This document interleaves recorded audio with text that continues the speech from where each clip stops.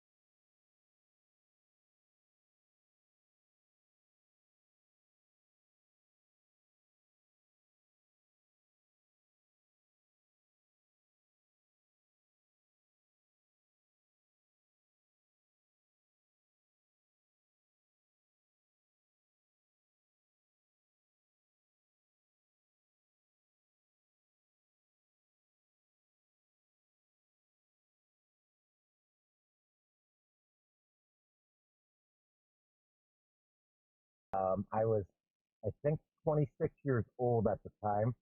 I had been in the sales. Um, I newly married to my ex-wife at the time. We had just gotten married.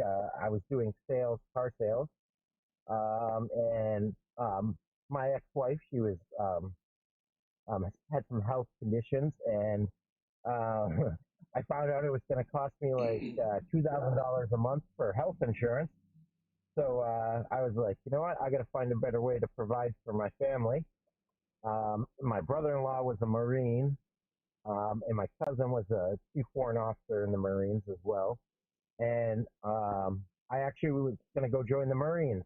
Um, so I had gone to the recruiting station here in New Hampshire, and the Marines were out to lunch. Uh, So you're saying they lost out, right? yeah, they lost out. So I started talking to this um, first sergeant. She was a female, and I started talking to her for a few minutes, and turns out she was my grandmother's neighbor. Oh, cool. Her husband was a sergeant major, and then she introduced me to um, a staff sergeant. He was a Cab Scout, and we started talking about the process. And I just felt like, for the first time ever, I felt like, wow, this is something I could do. He was a Cab Scout as well, and he didn't really want me to join. He's like, well, let's take the test and see what your ASVAB is. I took that. I like the next night I took it, and Mhm. I scored kind of high. And he's like, pretty much go through these videos, watch some of these videos, and pick what you want. I'm like, I want to be a Cab Scout, man. Cool. Uh, so that's what I chose. Did you choose that solely Uh, off the video? no, I did some internet searches, and I don't know. It just to me, it just felt like something that I would be good at. Reconnaissance. Uh, you know, uh, I don't know. It just something just told me that's what I wanted to do. Yeah, I know what you mean. I was the same way. Uh, so I I signed like like a couple days later. Signed all the paperwork, and they were like, "We'll give you a $20,000 bonus if you ship in less than a week." I said, "All right, get me on the first plane." Damn. So I went to MEPS in Boston. Did the duck walk and all that fun stuff, and boom, I was on my way to Fort Knox. Fort Knox, Kentucky, man, I tell you. Your story Yeah, is similar to my story in the sense that you were wanting to go become a Marine.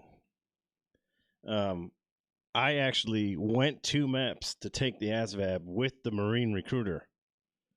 And when they said, circle the branch of service that you're joining, I circled Army. And the reason why I circled Army is because the Marine recruiter or the Marines or whatever, they couldn't guarantee me that I would be doing reconnaissance. And the Army could. So they yeah, lost, man. I'm sorry. They lost out. that's another thing that I had discussed. When I had initially gone in. Because all our services are like in the same building, Right, right, right. and that's one of the things they had discussed. And I'm like, uh, my brother-in-law, when he initially enlisted in the Marines, he ended up a mechanic, and his first tour, he just told me how much he regretted that he was stuck being a mechanic while his friends, were going through the thick of stuff, and that he's sitting there fixing these vehicles, and he hated it. Eventually, he reclassed and became infantry, but I didn't want that to happen to me. I couldn't picture myself being a mechanic because I had mechanic experience, or being an admin because I could fill out some paperwork. I wanted to have no regrets. I wanted to be in the thick of things. Right. What really what drove you to want to be in the thick of things, as you say it? Um, I don't know, man. I just felt like, I had a lot to give, and I just didn't want to. I wanted to be able to just provide for my fellow people. I wanted to, I knew that I could be good at it, and if somebody was in a situation that I would be able to provide in that situation, and just I just didn't want to be sitting at a desk and be like, oh man, my squad's in a firefight. Let's fill out some paperwork. I knew that I would be good in that firefight, and I knew that I didn't have that fear. I just felt like I needed to be there with them. Right, I hear So you. that's I why. I feel the same way. Unfortunately, some people they don't want to do the combat fighting jobs, and that's fine with me. I mean, it doesn't matter to me if you want to do that or not. I don't think any less or more of you. Um, until you start talking about, oh well, I would have done this or I would have done that, and you're a desk jockey. It's like, okay, whatever, I get it. You aren't there, Yeah, you're not there, you're not trained for it. Don't tell me what you would have done when you're not there. yeah, exactly. I know it takes all kinds to make the giant wheel of war spin. Exactly. Um, but everyone needs to stick to their part and do their part. I know what you're saying. Trust me, there's been times where I'm like, all right, guys, keep eating your Subway sandwich and drinking your Monster. I hear you, And dude. I hear you. yeah, let me get my couple hours of sleep and get back to business. So when you were going through basic training, I mean, I'm not trying to talk about myself here. What was your Yeah, honest thoughts and opinions of not necessarily basic training, but how your peers handled everything versus how the drill sergeants handled everything as far as like professionalism or not professionalism or whatever. And we don't have to name names of anybody, just be general in it. I feel, you know, um, for us, everything was great. I was downstairs. I thought all my drill sergeants were great. I never thought felt like I had any issues. I did see some peers that were struggling to adapt to what it is. Younger folks Right. um, with less life experience, maybe we're struggling. I know we had a soldier that probably had some mental issues prior to arriving. Um, in my bay, I felt like everyone was great. We all got along. For me, it was just real easy. I mean, I could see, further up the stairs, like they had not as great leadership and guidance. Maybe, in my opinion, maybe I felt differently because they weren't, you know, in charge of me Right. myself. They probably were just as good to their guys. I'm not sure. There were some drill sergeants from other platoons that I did really like, and still to this day I really do like. And then there were some that I'm like, the fuck, this guy couldn't lead anything. I Um, hear you, man. And there's I think that you find that kind of leadership and description in every single unit you go to. There's the ones you like, there's ones you don't, there's peers you like, there's peers you don't.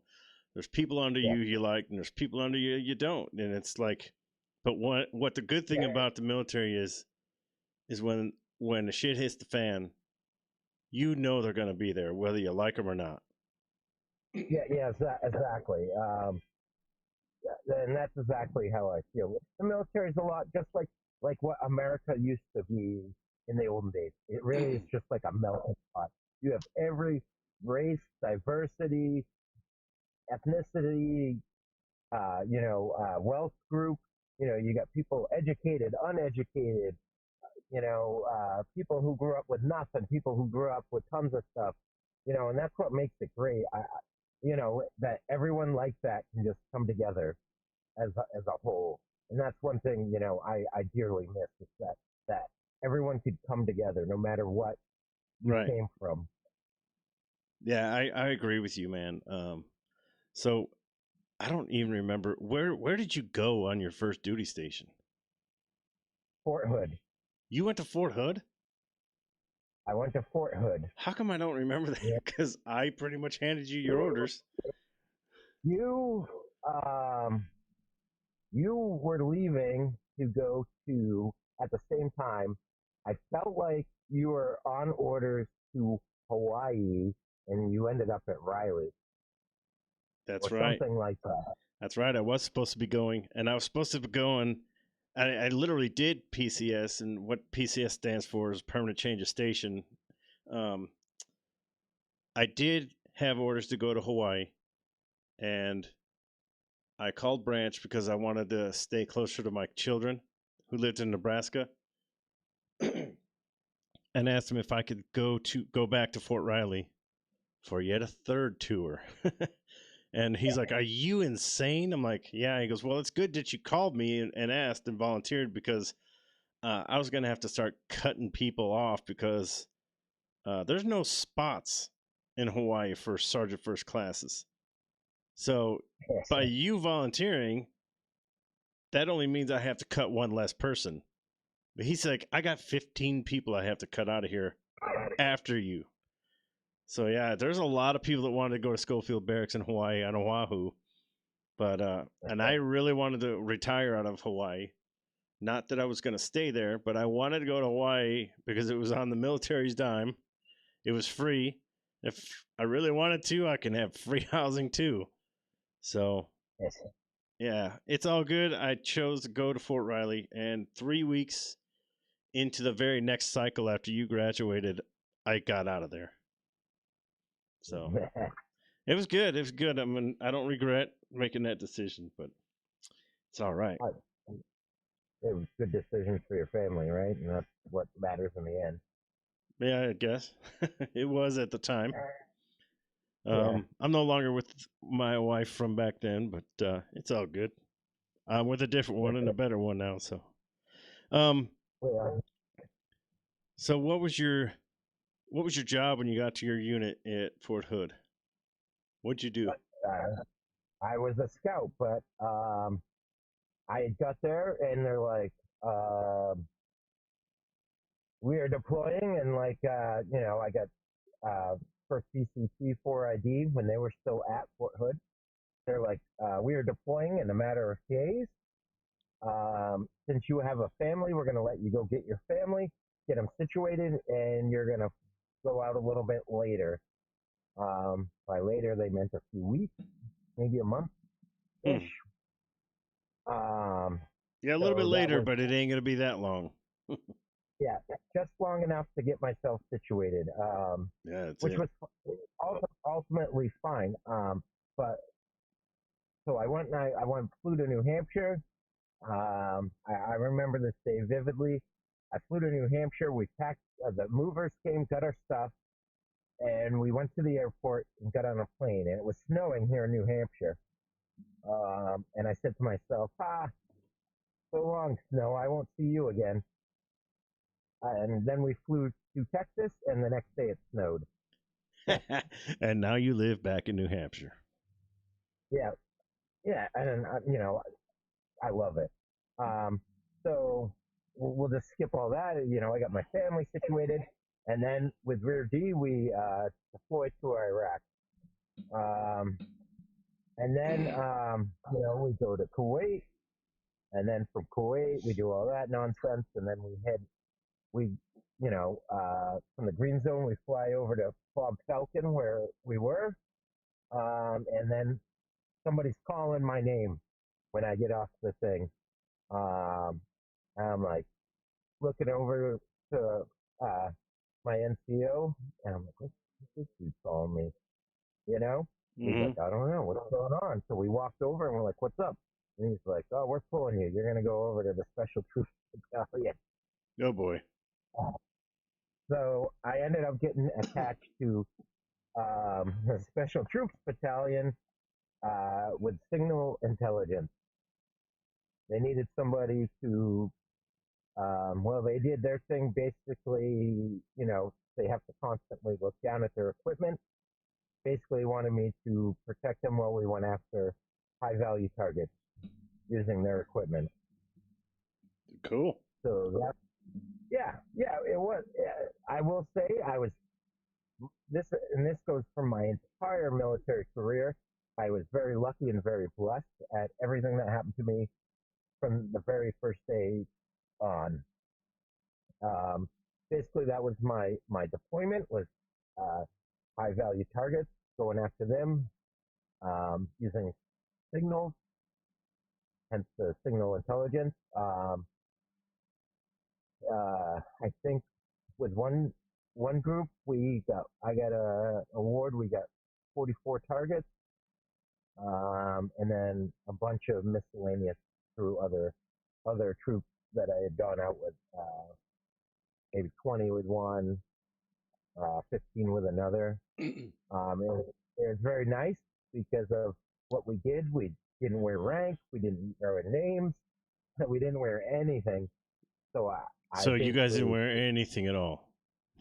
no identify, In no other words, it was a identification. sterile uniform. Yep. Basically, nothing to identify us by. Right. They were having problems with people wanting to put hits out on our human and our signet units. Uh, I liked it because I could be mouthy and nobody knew who I was. I could be, Yeah, you've told me I could, stories about that. yeah, I like to be bossy. When I see a situation that I feel like there's a better solution, I felt like I could say something. Yeah, and I liked it like that. Cool, cool, cool. Hey, so for those that are listening, we're talking to Joshua Carr, obviously via phone call. He's in New Hampshire. I'm in Utah, so this is an actual live podcast right now. Tenacious Mindset right here on YouTube. Um, if you have issues with PTSD and you're a veteran, a first responder, or something like that, go ahead and get in touch with me or Brendan Barrowman through Facebook chat and let us know you want to be on the show and stuff. So, with that said, we're going to continue on talking about Joshua and his experiences while he was in the military. Um, what you were talking about was what you did, like the kind of units you were attached to, etc. Um, we can move on from there if you want, or you can keep talking about that unit and whatever you feel comfortable talking about. We'll get into some deeper stuff later if you're up to it. If not, we'll just keep talking. Yeah, we can continue on. Basically, uh, my Iraq experience. Like I said, high value targets. Basically, whether it be a bomb maker or suspected sniper or whatever it be, that's kind of like what we aimed. That's what we considered the bad guys, or what we would target. There was well, let me go back to my first day just to tell you how my deployment started. My very first day when we landed in Kuwait, we got onto the bus, the white bus, and we're Yeah. gonna head from the Oh air. yeah, I remember We're them gonna buses. we're gonna head from the airport to into Kuwait to get situated. We start driving, and then my bus driver gets up from his seat and just kind of like runs runs in towards the back of the bus, and we crashed into a freaking wall, or I don't remember if it was a wall or a dumpster. That was while the bus was Uh, moving. while the bus was moving, slammed right into it. The Wow. fire suppression system in the bus, kind of like ignited and went in my face, and that's how my very first, you know, moment started. Um, Experiences in Iraq and Kuwait in the Middle East. yeah, um, I did have, just like everyone else, kind of the same experience. I at the fob, we were getting rocketed constantly when I first got there. A local national, I guess, was working on our fob, and he was kind of giving people a little guidance to where they should be shooting to get our, rocket our defect. That was uh, probably started like 15 minutes after I got there. Probably like everyone their first time. I hear that, and the incoming alarm goes off, and I see people running for the bunker, so I make a run for the bunker. And that lasted like 5 days, of me Yeah. running for that bunker. After that, I was just like, I'm Whatever. gonna, I'm gonna, I'm gonna finish this shower, or I'm gonna finish this, I'm gonna finish this cigarette. You know, uh, I hear you, I'm man. not gonna. I got that way too. Uh, You it know what? just, I'm gonna and finish this video game first. yeah, yeah, exactly. unless You think I'm unless gonna? my unless my hooch rattled really hard, I ain't going nowhere. And eventually, they came close. There was a day that in the building I was in, I think it was like an old meat packing factory or something we were in. We were set up, and one came through the tin roof, and in the room right next door to me, What do you mean uh, one came through the no, roof? What are you exactly are you talking about? rocket, A rocket? rocket came, yeah, came right through the, mortar comes right through the roof into the room right next to me, lands on the bed. This room was completely empty. Lands on the bed and doesn't explode nothing. Ugh. And that room was vacant. It's like one of the only vacant rooms. I'm Oh like, wow. yeah, that was a little close for comfort. You Um, think? but when it comes down to it, those are all things now I can just kind of laugh about. It's just like sometimes you just got dumb luck, and that's one of them. Yeah, I had a show last night on here last night, and I had Brian, my buddy Brian. It does the IGY 622 podcast, and we were literally just talking about how we laugh about the situations that we were in now. It's like I don't that we couldn't really pinpoint why we laughed, but we just did. I mean, it's the only thing we can come up with is that's just kind of how we deal with it now. Yeah, Um, it's it's like, man, I I was don't think so it's, close to death so many times. It's like all I could do is laugh about it now because it's like I I literally just yeah, had an RPG go 5 inches from my face. I'm surprised I didn't yeah, get hit by the fins. So yeah, yeah. I mean, and on that same note, it's like, is it a ha ha laugh, or is it just like an uncomfortable laugh? I I don't think know. it's more of Uh, a relieving laugh, like oh, thank God, you know. yeah, yeah. I mean, I remember one time we were on mission and we're turning a corner. I remember it clearly. It was the right corner, um, and I was up top as a gunner, and we hear this weird noise, and somebody's like, hey, can you see what that is?" I turn the turret, I look, and it's a dude in the middle of the street shooting an RPG at us, and I just started laughing. Hmm. And I just like laughing, the thing's like doing that whole squirrely, like, I don't know where the heck, it definitely wasn't shooting straight. It was all over the place. And I just laughed as we turned the corner. I'm like, that was a rocket. I don't even know. Just That's after crazy. a while, I just became maybe like it didn't matter anymore. I don't like it. Either it's my turn or it's not my turn.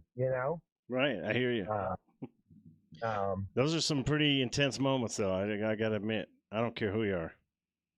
oh yeah, yeah, definitely. And I was there for a while, and I happened to be there when they started that whole election, Iraqi election thing. And I remember one time they asked, we were coming back from the prison, the DHA, and they're like, "Oh, can you stop by off at this place and transport a political figure wherever?" And I just remember sitting, and that's when we got those big, huge, we got those big, huge MRAPs. Yep. And like, I remember I was gunning on that one too. And we parked and we're sitting in front of the building just waiting for this official, Iraqi official to come out of the building. And it's like that MRAP's so huge. I'm like looking over the top of this huge barrier, and there's like a guy just shooting all around. I'm like, Like, I wonder if he's gonna get me or not. You know, he's but of course, as always, I mean, I don't know what they're using. Russian AKs. Those things weren't very accurate. The Kalashnikovs. Yeah. That's what they would always say, Oh, man. I'm like, okay, it's a damn AK-47, buddy. It's yeah, not. It's not. Just let it go. yeah, Let it go, buddy. Let it go. So, yeah, yeah. I mean, some fun times, some scary times. I remember when I first got to Iraq, a guy um, that I went to basic with um, had been blown up at that time, so I went over to his room to see him. They were sending him home. He had cauliflower ear.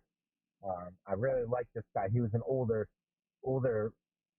troop like I was, um, and I really liked him a lot. We were in the same unit. His right. ear was all cauliflowered, and then when I went elsewhere, when we had come back, poor ID went to Carson and I did not go to Carson. I had gone back to Fort Knox. Um, they deployed again and he had passed on in another ID. Um, but um, I just knew like right then when I saw him, and like within an hour or two of being there, I'm like, all right, I knew what I was expecting.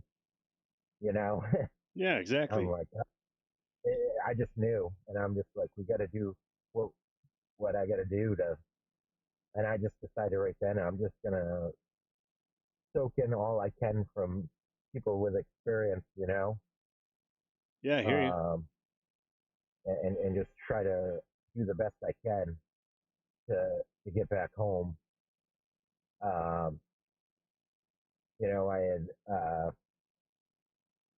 we had run over IDs, all kinds of crazy small stuff that just added up over time. I think just kind of wear on you after a while, and then between that and just stupid nonsense, I think just wears on you after a while. So I was pretty thankful when it was time to go home. I think I was I was really ready to go home. Yeah, after about a year, man, um, you get at first, you're like hypersensitive to any loud noise, like pop, pop. Not I'm not talking when you come back. I'm talking when you first get there. You're all about doing the things like you did in training and reacting the same way because I mean, in your mind, someone's grading you. I mean, that's kind of how the field is, and they grade you by how you do things, how close and well you do things to doctrine. And doctrine is the means that that's the way it's written that you're supposed to do it in the military in your unit. But all that kind of goes out the window when you get on the streets and you're out there on your own and everybody else is sitting in the tactical operations center barking orders. And it's like, there are those days where you're like, dude, you have no clue what you're even talking about. That doctrine stuff's going out the window. This is how we're doing this today, you know? I I felt like when I was in basic, you guys did and by you guys I mean all the drill sergeants we had did a very good job of mixing it up from personal experience to by the book as well, of mixing it up so that I actually felt really confident going in there that I had good training and I knew multiple situations how to handle myself. Right. I felt like you guys really each drill sergeant shared a lot of their own personal experience, and I felt like we really had a good set a good set of lessons, not just by the book. Because I know there's people that will teach, because I went back to Fort Knox and I listen to people how they teach, and some of them teach right by the book, Yeah. and some people mix it up, and I felt like we got a good mix, and I felt pretty confident that I was able to use that in my personal situations. Right. You got to remember also at the same time, and this is only me speaking for me myself. When I was a drill sergeant, I knew the material that I had to teach, and I knew where I had to teach it from. But I also knew where you guys were going, and there was no stinking way in hell that I was going to allow you guys to go over there thinking that you're so invincible that nothing can happen and this and that. I wanted you guys to hear, feel, taste, and touch the real deal as best as I could provide for you guys, whether it's for through articulating something or creating a scenario in the actual training that you guys are going through, or like when we're doing the crawl, walk, run phase. I'm like, hey, man, this is real stuff. This is how you're supposed to do it by the book, but this is really how it happens, and this is how you should mentally think about what you're doing. Um, and I also tried to make it so that you knew that every unit does it differently, and everyone has their own standard operating procedures and stuff like that. So I wanted you guys to have as good a base of the basics as you possibly could. And I know what you just said, especially. I know that that's what every drill sergeant there, whether I liked them or you guys liked them, that's exactly what their goal was. Every one of them. Yep. Definitely. I mean, I don't know how other drill sergeants are, 'cause I didn't experience that. I only know what mine were like. But still to this day, I always tell people I had the best drill sergeants, and that goes for, yes, we are friends now, um, but that goes for all of them. I felt like they were just a great group of guys that really, really cared. Yes, there was times where they were, strict or whatever, but Whatever I always, adjective you want to use there is perfectly fine. I always felt like, you know, I always just told myself, if we were in the pit or we were doing this or whatever the corrective thing happened, I'm like, I always just told myself, oh, there's a reason for it. They're teaching us something. It's a teaching moment. Yeah, Maybe that's because I was older, yeah. The or older guys had it a lot easier mentally because they understood what was really going on. yeah, and in the long run, that I felt prepared. Yes, there was things that happened to me that I didn't learn about, or there was just no, you could have never in that amount of time taught us everything. But No, I always felt well prepared, and I actually feel like that's, if I remember correctly, that's how we started talking. Pretty sure I wrote you a thank you note for teaching me the way you did. And I think that's how we started talking, yeah, was I because of don't that. really remember. I remember you. I mean, I'm not bragging, but I've had tons and tons of privates from those 3 years I was a drill sergeant, just flooding me with thank yous. I remember you. I'll never forget you, and so and so and so and so and so and so, and just naming almost all the drill sergeants in that company. Actually, troop because it was a cav unit, but anyway, yeah, it's really cool. In fact, there's a guy that I was talking to on my radio station that I run on Saturdays. Um, he messaged me and he's like, "Man, you and this person and this person and this person. There's four of us."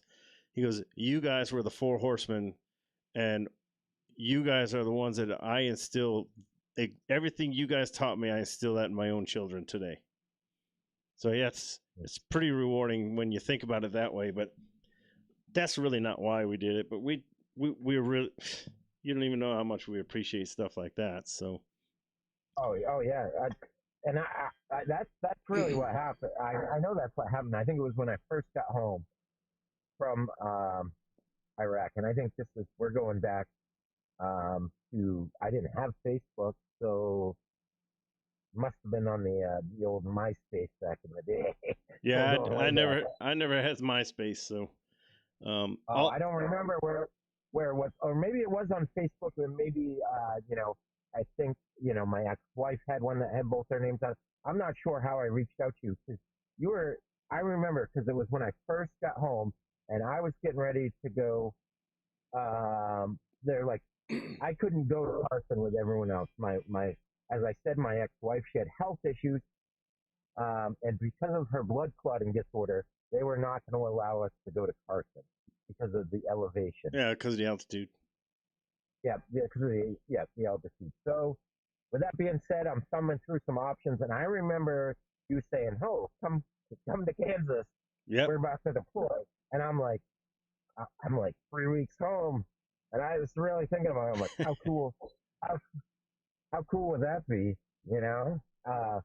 Ultimately, I did not because I thought, oh, that will definitely, if I go again, that will definitely ruin my marriage. Ultimately, Right. and everything was going to ruin my marriage anyways. But um, so I still regret that. I wish I could have got one more in before everything happened the way it did. Yeah, I hear you, man. Yeah, that would have been cool to, not because you were my soldier, my trainee, but looking back now, and that we're such good friends now, it would have been great just for a moment to just share that experience with you as well, and we would have the same Oh stories to talk about. Other than now, yeah, we have different separate. stories, you know. Yeah, exactly. And uh, you know, lots of things in my military career I wish I would have Done looked back. I differently. wish I had done differently. Like you know, yeah, Yeah, many of things I wish I would have chose differently. But I'm happy that I even got the opportunity to do what I've done. I mean, think about it. If I would have stayed in the army instead of retiring in 2011, I would be retiring right now, like this year, for real. More than likely. Well, that would have been 32. Now I would have had about 3.5 more years left, but I'd be a command sergeant major right now. Isn't that weird? Yeah, I Could know. I? I, That, I couldn't imagine being a command sergeant major, but at the same time, I guess I could. I yeah, don't know. I hard to even. Often, and that's the problem I have is dwelling on things that I have no control over. I also dwell on things like that. I'm like, if I would have not been medically retired, because I did in February of 2012, if they didn't medically retire me, I would still. I know, no questions asked, I would still be in. And I would be going on. I don't even know. I'd be past. I'd be pretty close to retirement now myself, Yeah. regular retirement.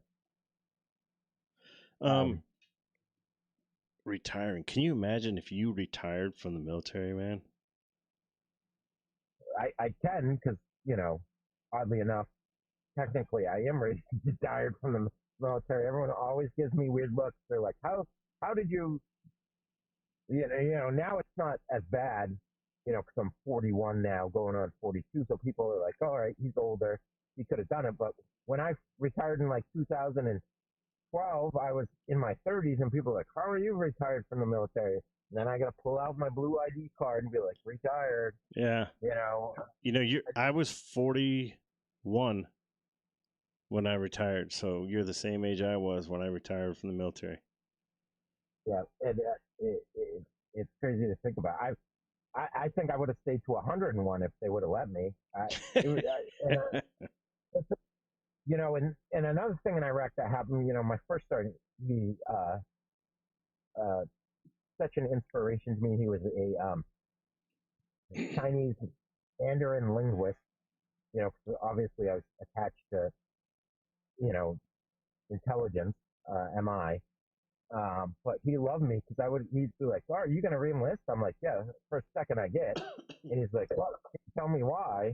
And I said, because it's the easiest job in my life. Like, I don't even have to really do anything. Like, it's like you tell me what to do, what to wear, how to do it, how to accomplish it. And all I got to do Right? is follow simple directions. And then he's like, well, guess who's coming on a little tour with me to talk to these young folks? So I'm like, all right, let's do this. And, I had been in the real world for a while. I understand what a labor is like. Yeah. It really wasn't a horrible job. Yeah, maybe further down the line, it got a little frustrating having to get a little involved in some politics or policies or stuff like that. When I had to think a little bit more for myself, it got a little irritating. But it really was an easy job, besides all the nonsense of getting injured, and blown up, and stuff like that. But other than that, simple. It's a simple job. They Yeah. tell you how to accomplish it. They tell you what to wear to accomplish it. You don't have to really worry about much. Yeah. So, do you feel comfortable talking about how you got injured or not? Uh, yeah, I mean, we could talk about some of the stuff. Um, as Well, as I just said, my what happened actually when you did get injured, if you're well, comfortable the talking first about that. the first issue I had was, like I said, that bus that crashed into the wall there. That fire suppression system, I breathed all that in, and Oh, it yeah, just that sucked messed you up. yeah, that messed up my lungs, and I have when I ended up going to Kentucky, I was having problems breathing, and they did an X-ray and a CAT scan of my lungs, and I had a bunch of growth on my lungs, and that's what they're thinking that possibly did it. I had to have surgery. They removed them, and every year I have to have a follow-up scan to make sure that it doesn't come back. They couldn't. They said it was um, unsure if it was cancer. They couldn't just say it was cancer. They couldn't say it was not. Right. That was the first issue I had. Let me ask you a question And about that real quick. Do you yeah, think they couldn't say or they wouldn't say? Do you think that they were honest with you about that? I was at Fort Knox, and as you know, most of your stuff is done out not on post there. Right. So I had to go out to the civilian world for that one. So I believe the civilian doctor was pretty straightforward with me No, that's on good. that situation, and that's that was the first issue I had. Some of the other issue, it um, I got blown up twice from an IED where I bumped my head, I guess, twice. It happened at the same time. So I've also been diagnosed with TBI. They really don't do much for it. I've had some scans, some tests, and stuff, but I don't really do anything as far as that. It's created, I don't even know what it means, to be honest. I know that I have traumatic brain injury, but I don't know what it means for my future or what problems it causes for me. I do have memory loss quite a bit. And then, I feel like kind of like slowed down maybe a little bit from that. Yeah. Um, those are, I guess that's what caused that. I didn't even get diagnosed with that while I was still actually in the military. That was after, when I was going through the process. Um, when I was stationed in Drum, uh, the VA actually did all of my medical stuff while I was still in the Army, and they're the ones who just went through my medical records, put two and two together, gave me a head scan, some other testing, and came up with that diagnosis. Wow. Uh, yeah, and then I mean I've got the one, you know, uh, my major thing that pretty much set in stone for retiring me, medically retiring me, which was the PTSD. Um, I feel like probably most, if not all, military people have it in some form, some more than others. Right. Um, I was having some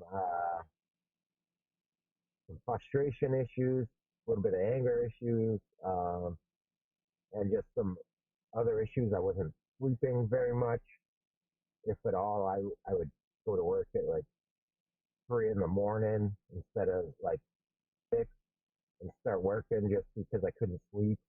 I was sleeping, 6 hours a week at the time, maybe 7. There was days in a row where I couldn't sleep. Um, and then, you know, I was having marriage issues, and then so it was advised that I try to, go seek, some mental health evaluation. Um, and then I went a couple times, um, which basically led to me going a couple times more a week, and then a couple times more a week. And ultimately, it was diagnosed that I had PTSD, um, which I don't doubt. I don't doubt that, you know, that I definitely know I have it as much as I wish I didn't. Um, the biggest thing, and this is how I've felt since, I felt that way since the day I came home from Iraq. The first few weeks, I was on leave, block leave. Um, I started drinking, and I'm not a drinker. Well, I used to be when I was younger, but I started drinking pretty heavily, which I realized was not good, so I eventually stopped. But I would drink myself to an oblivion and pass out on my front lawn or whatever, Yeah, to try to, they say people do that to numb everything. yeah, just and the best way I can explain it, and I don't say this to a lot of people because it sounds weird, but um, I felt like when I was in Iraq, I didn't physically die, but I felt like I was dead. Like my soul is, even to this day, I felt like my soul is still there. Like there's Josh, and he's gone. He left. He's still in Iraq. He died there, and then I just came back like this foul, not fun anymore. I'm not funny like I used to be. You know, that's how I felt, and still, I guess I still do feel that way. I'm not the. I'll never be that guy again. Yeah, that's a tough thing to face and think about because I I don't know if I do have PTSD, and if I do, I don't know how much I have. But ever since like Desert Storm, pretty much, I came in contact with a 10-year-old in a parking lot of a grocery store. My mom and I were going to the store, and he just I had my boonie cap on because I was proud. I was proud I went to combat and came back. I wanted to show everyone to know. Um, I was excited about at the way they were treating us when we returned because the only thing I remember really is how they treated the Vietnam vets like crap. But Yep. I was so on a high when I came home on leave. This 10-year-old kid, and God bless his heart, he's probably 30 now, 30 or 40 now. Who knows? He's probably about in mid 30s. Anyway, he came up to me and said, "Hey, sir, did you kill anyone?" And I just like grabbed him by the shirt and like freaking yelled at him. And I didn't even realize I was doing it. My mom was like, "Brett, knock it off. Leave him alone." And I just let him go and just kind of walked away, walked back towards the car. My mom goes, "Are you okay?" I'm like, "Yeah, I don't like people asking me that question." And I just snapped. "I'm sorry. I didn't mean to scare that kid or anything." But yeah, that kid ran as fast as a Oh, 10-year-old could run. And I mean, I felt bad. He's a 10-year-old kid, but at the moment, my mind just freaking snapped back to something that I didn't like, and all that stuff just flashed back into my brain, and I just reacted, and it was the wrong reaction in the civilian world, and I'm not trying to justify what I did, but yeah, it was bad. But I knew from that moment on that if I didn't talk about my my thoughts and feelings and stuff like that I was going to be in trouble because I knew I was going to stay in the army for a career, and there was yeah. possibilities that I was going back to war. So ever since that day, I mean, it was 15 years later we went back to war again, and I'm like, here we go. And as soon as I got back and I was able to, I brought a map of Baghdad in the area I operated in. I taped it up on my sister's wall, and I basically briefed my family on my daily activities. Not like the top secret stuff or anything like that, but just in general, like this is the area that I would drive around in, and this is where my fob was, and Yeah, it's like that's all I would. But I just talked about it, and if anyone had any questions, whether it was one on one or in the family group or whatever, I just gave them the yeah, answer that I knew. I didn't doctor it up. I yeah. didn't try to be gory. I just gave them the answer, and This is routing. that's helped a ton. So Yeah, I actually applaud you for that because that was probably that is to this day probably my downfall is this is probably right now the most I've opened up ever. I keep a lot inside. I always do. yeah, Um, and I don't know how to. I tried going to like group counseling and stuff like that, but I would be like, I was still in the army. And I tried going to group counseling. There'd be these young kids, and they'd be like, I went to the club, and some dude stepped on my Jordans, and I got angry. And I'm like, Are you kidding me? You know, I couldn't.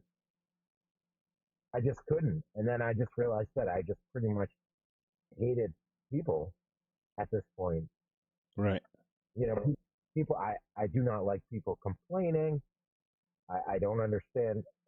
I don't know. Hard to explain, Oh, I hear I you. I feel, totally hear you.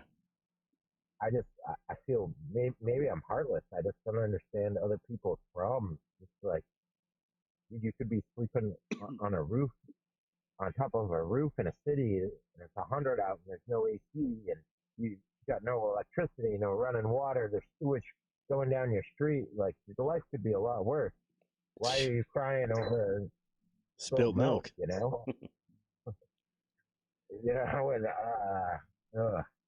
I know, it, man. it, I'm right there with you. And there's so many times where I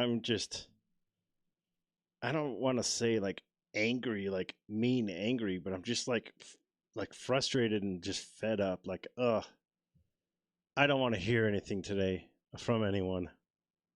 yeah, Sometimes, and I yeah, no, and I exactly. think that's kind of a normal thing, but the reaction, like if I'm really deep in that mood, the reaction I'm gonna have if someone like starts not bothering me in a sense, but in my mind it's bothering me, and they're not bothersome, but I'm in that mode of I just want to be left alone. Don't talk to me. Stay away from me. But then people Uh, always come talk to you, and they're always like tapping on that freaking bump. It's like, oh my god, cool. I wish that I understood a nice way of telling people leave me alone. Uh, Because the it, normal average person is going to take offense to that immediately and like fine, and they just don't get it. I'm only laughing because I, I I know exactly 100% what you're saying, and at the same time, all I can think about is just our poor wives. Right. And it's not they mean well more than people want to think they mean well. And Oh yeah, God bless them for hanging in there. They're yeah, special people, and thank God they're in our yeah. lives. Oh yeah, yeah. Because who knows? I mean, in my opinion, that Stephanie deserves sainthood for even tolerating me as long as she has. Because many have tried, and not many can handle me. And Right. I know it's a learning curve every day, but she's a saint in my eyes for She's a tolerating trooper, me. man, for sure. Yeah, I mean, I don't even know what to say. It's tough. It's tough. I don't even want to deal with myself half the time. I I'm laughing for the same reason you were laughing earlier. I know what you mean. There's days I think about myself and I look at myself and I'm like, God, you're a jerk sometimes. Just you don't even try. You just sometimes you are just a jerk. Yeah, yeah, and it's horrible. It's horrible. People don't realize that you get that, yeah, and then it's just like you're in your own head and you're beating yourself up, and you're like, I can't believe I just did that for that reason. I can't believe that I just get upset over that issue, and I like, For that like long. what the frick for that long? Like, what the frick is wrong with me? And it Like, why sucks do I? because when you get in that mode, you're like absolutely not losing. Oh yeah, no, There no. is no I, loss in this game today. I win no matter what. And I know yeah, I get in that mode, and inside, I know my wife's blood is boiling hotter than the sun at me. yeah. And I know she bites her tongue more often than she wants to, but she hangs in there too, and she freaking puts me in line a lot of times. Oh So, yeah, yeah. And that's what it. I think that's what it takes. Is somebody to not accept they accept who you are, but they're not going to let you accept who you are and let you keep going down that rabbit hole because they know that they gotta they gotta head you off and battle you because otherwise, I mean, for me, I could keep going down and I don't know how far I could spiral down, but if stuff didn't stop me, sometimes it's pretty bad. Who knows? I mean, uh, I'm lucky. We're two lucky guys. We don't have some of the issues that other people have. We've somehow managed to, you know, I don't drink at all. Um, we don't, I know you do it casually, which is a good thing, that it's casual. Um, there's people well, who I got are all that. I'm not alcoholics. gonna lie. I got all that drinking out of my system when I was in the military. Yeah, Um, yeah, uh, and I think I've only been drunk once since I've been out, like really drunk. yeah. And It, after that, and that was the first time I was in Utah. And ever since then, I just don't have desire to be drunk. I like the taste of a I, good beer. I like the taste of a little bit of scotch or bourbon or something. But I don't want to drink to where I'm like sick or can't walk or can't speak. And it's like, that's not my game anymore.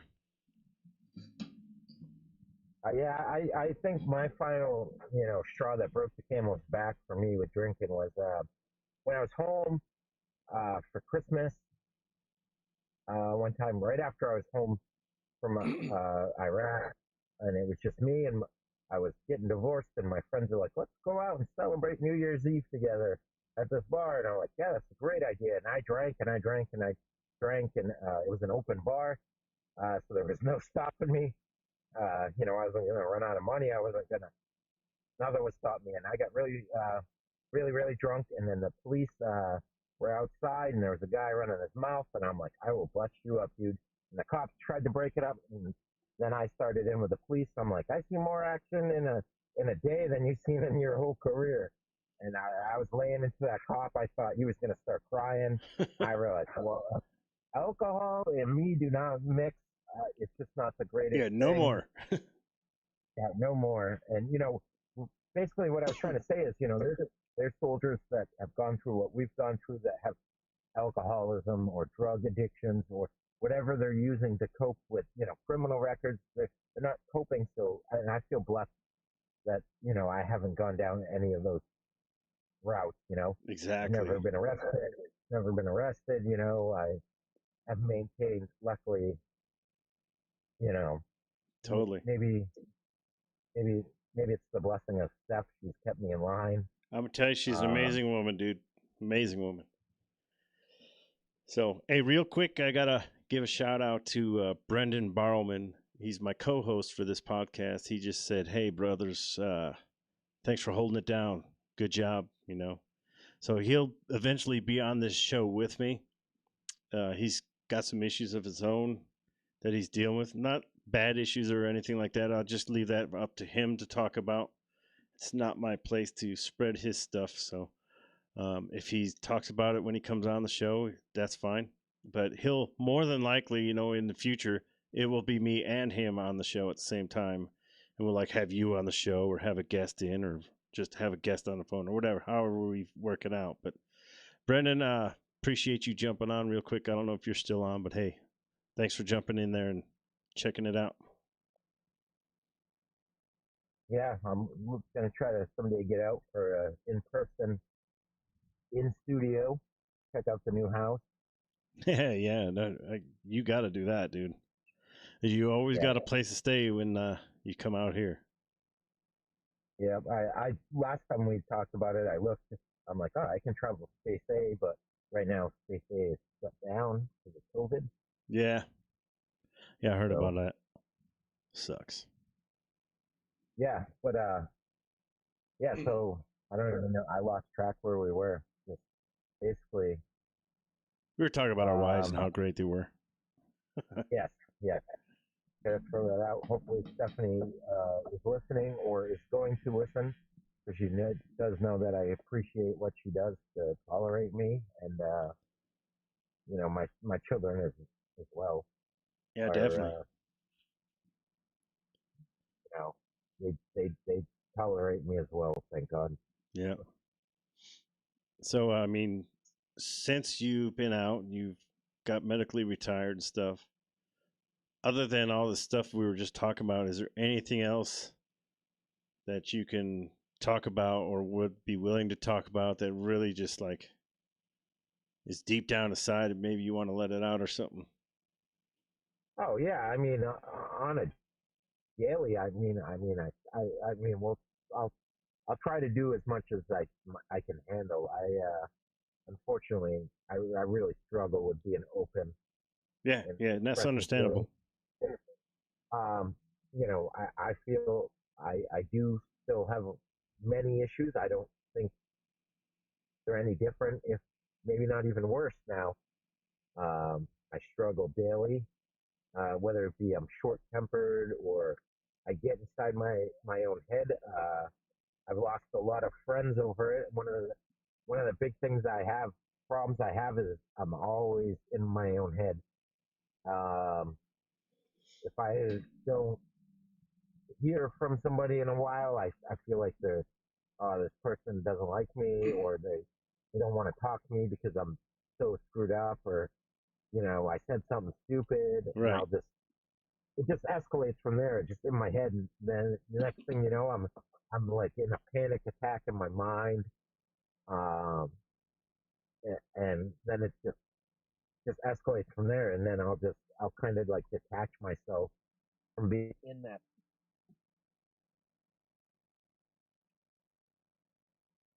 You still there, Josh? Yeah, 1 second. I Okay. lost.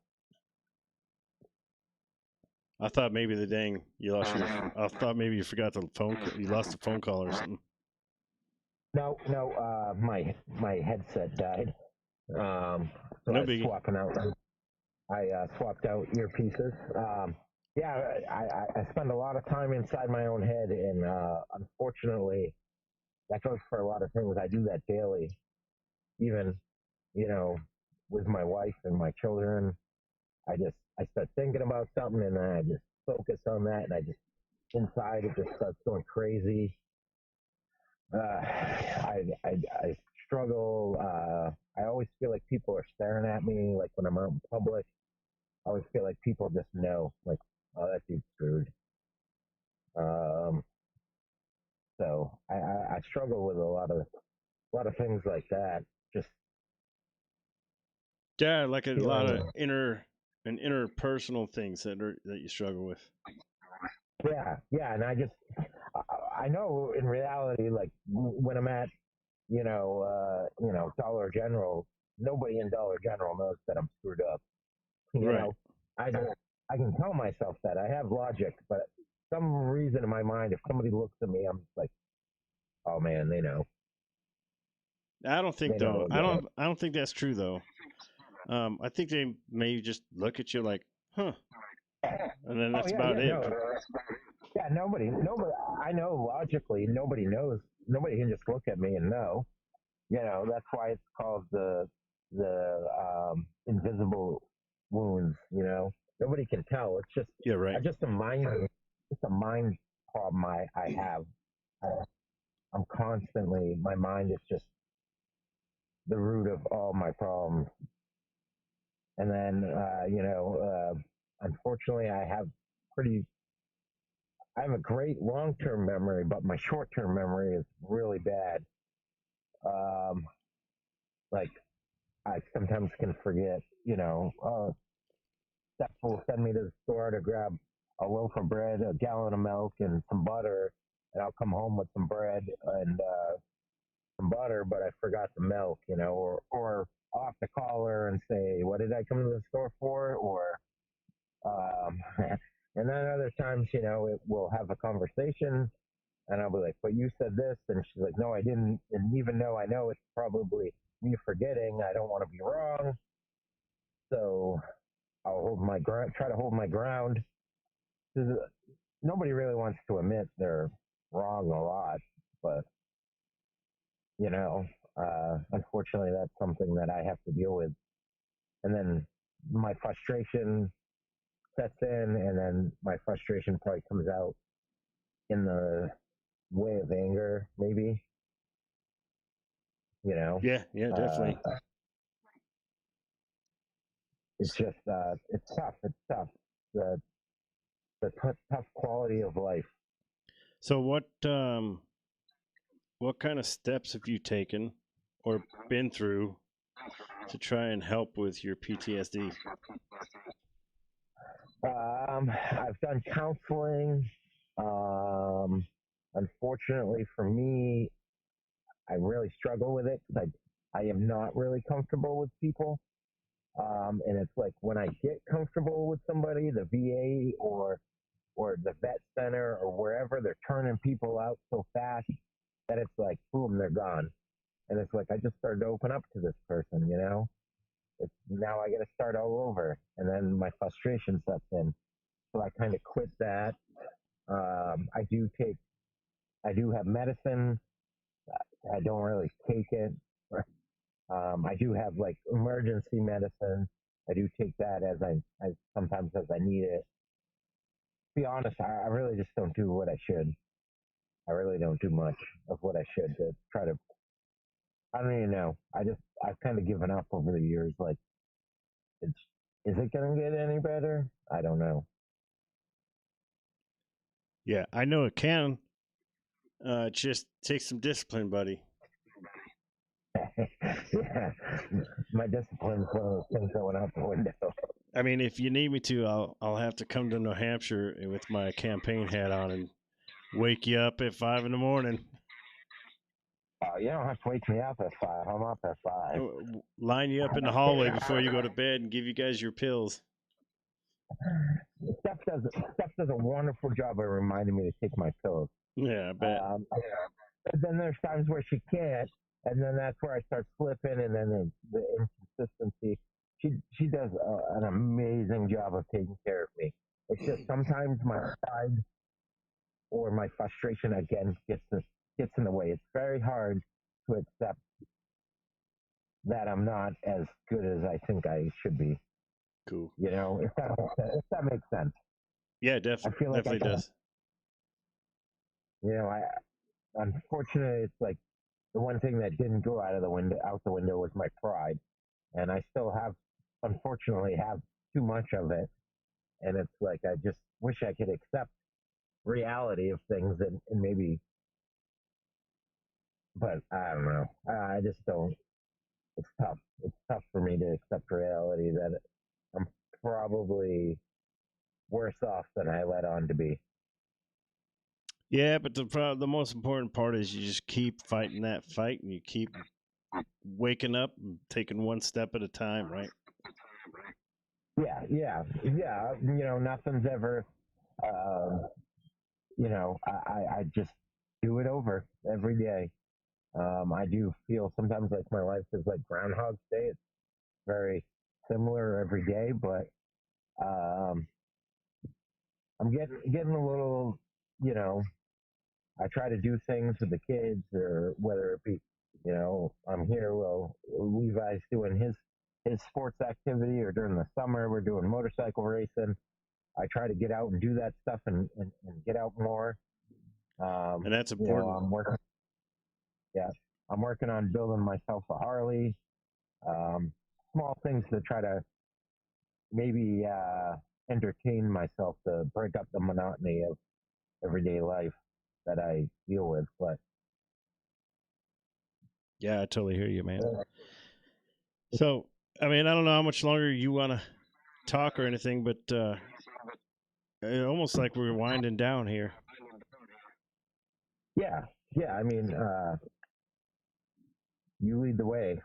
So, do you got me on speakerphone or something right now? No, you're in my earpiece. Because I'm hearing myself as I talk to you. Yeah, I have an earpiece on, but one of my earpieces died. Yeah, but what I'm saying is when I talk, I hear myself talk after I'm done. Huh. Yeah, I'm not hearing that. Yeah, it's all good. We'll just fight through it. No big deal. Um, what did you do after you got out of the army as far as work? I mean, did you have trouble adjusting to civilian life, and did you have trouble finding jobs and stuff like that? Yeah, when I first got out, I was rated at 70% from the VA, well, from the military, 70%. So I only got like 70%, which was not a lot of money to raise a family. So I tried working. I tried a bunch of different jobs. I tried landscaping. I got a job as a truck driver driving cross country. As you remember, I came and saw you when I was Yeah, I doing remember that. that. They just weren't working out for me. Again, I was just constantly having anxiety attacks, or I'm constantly like, what does the boss think of me? Oh, if I screw this up, and then it's just a downward spiral where the same thing with making friends. I get in my own mind, and then I just ruin everything, and then I just cut myself out of the situation to save myself, in my mind, what I would think is embarrassment. Um, so it just wasn't working. So eventually, while I was going to my VA appointments, I would talk to them and I explained to them what was happening, and they changed my rating to that I wasn't. They didn't think I was able to really work, so they put me at 100% permanently in total, which basically means that they don't think I'll ever be able to. I wouldn't be able to really work ever again because of my issues. Right. Uh, so now I don't have to try to deal with that. I was just going through so many jobs. I couldn't do it. It was just, it would, yeah. I never lasted very long. It would be a couple weeks. I'd start getting in my head. I, I, it wasn't that I wasn't a hard worker. I'm always a hard worker. I always give it, 150% of everything I got. But it's just that head game. And then it would just lead to like where I couldn't take it anymore. Oh, I hear you. And then eventually I got led down the right path of where I didn't have to worry about it anymore. And when you say it, what exactly are you talking about? What do you mean? I worry about like trying to, 'cause when I was rated 70%, I was not making enough money to really survive off of. Um, so when I got rated 100% permanent and total, I started to make more money. Um, you know, that I was able to survive and provide for a family without having to go out and work. Right. Yeah, that's tough, man. I don't know how I would cope with that myself. And I'm grateful that, knock on wood, that I'm okay to a point. I have never really been tested or thought I had PTSD or enough of it to where I have to go get checked out. Is it possible I do? Yeah, anything's possible, but um, this program that we're talking on right now is what's helped me all these years. It's just talking about it, and even though I talk about it since '91, each time I talk about it's different, and it helps me more and more. So who knows, man? If there's anyone out there listening right now that is a nonprofit organization or anything else that helps veterans and first responders with PTSD and helps them deal with it and cope and stuff like that, go ahead and contact me on Facebook. My name is Brett Gash with 1T. Or you can contact Brendan Barrowman on Facebook as well. He's my co host and partner in this podcast. So I think we're going to end it right there, folks. We're going to tie it up. I got to get to dinner, and Josh has got to pick up his son from his sports or his gaming or whatever it was you dropped him off, and he's got a long drive. So, as well, one last thing, if there's anyone listening that, is going through what I went through, with a small rating, and they're struggling working and they need any guidance towards, you know, how to work the system to get better compensation. I'm pretty good at it. I've gone through all of it. They can reach out to you and you can put them in contact with me. I will gladly help anyone because I know what it's like to struggle every day to try to make it. yeah. And I will gladly help anyone through that horrible system that is the VA. Yeah, most definitely, man. I'm telling you. And if you don't want to contact me to contact him, it's Joshua Carr, Carr. Just contact him on Facebook, and he'll help you out there. Appreciate that offer, Josh. It's the people we get on this show is pretty amazing. How willing and able they are to help people at the drop of a dime. Oh yeah, I do not want anyone to have to go through, you know, anything that I've had to go through, or it's very frustrating and it's a hard road to go. And nobody was really there to help me, and I had to figure a lot of it out on my own.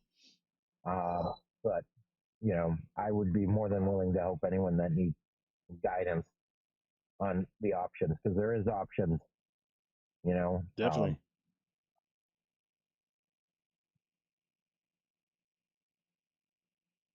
Did I lose you again, buddy? no, I'm still here. Oh, okay. Yeah, it just really went really quiet. That's part of the game you play when you do phone calls and stuff. It's no big deal. It's expected.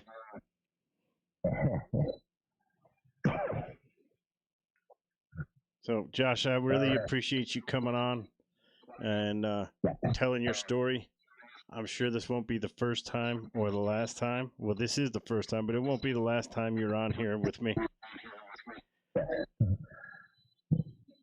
All right, I appreciate you having me on. Anytime, brother. Anytime. Anytime you want to come back on, just let me know and we'll set it up for you. All right, sounds good. All right, man. Well, with that said, I'm going to put Josh on hold real quick, and I'll get back with you in a second, Josh. Right now, we are going to end our show for this evening. That was Joshua Carr on the podcast tonight with us right here on Tenacious Mindset. I'm Brett Gash.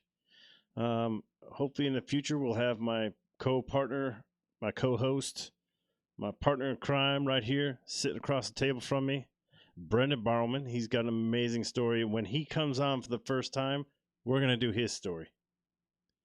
So, that is if he wants to, if he's comfortable enough talking about it. And that goes for anyone. There's no guarantee. There's no mandatory story you have to tell. It's all your show, your story, and it's all about what you want to talk about, not what we want to know about. We're here to help. We're here for a safe place for you to talk. First responders, veterans. We got some doctors lined up that are going to come in and talk about TBI in the brain and stuff like that. It's going to be a pretty amazing show. We appreciate everyone's support for coming out here and listening right here on the Tenacious Mindset live podcast on YouTube right here. We're going to be doing all of our shows live right here on YouTube, right here where you're listening.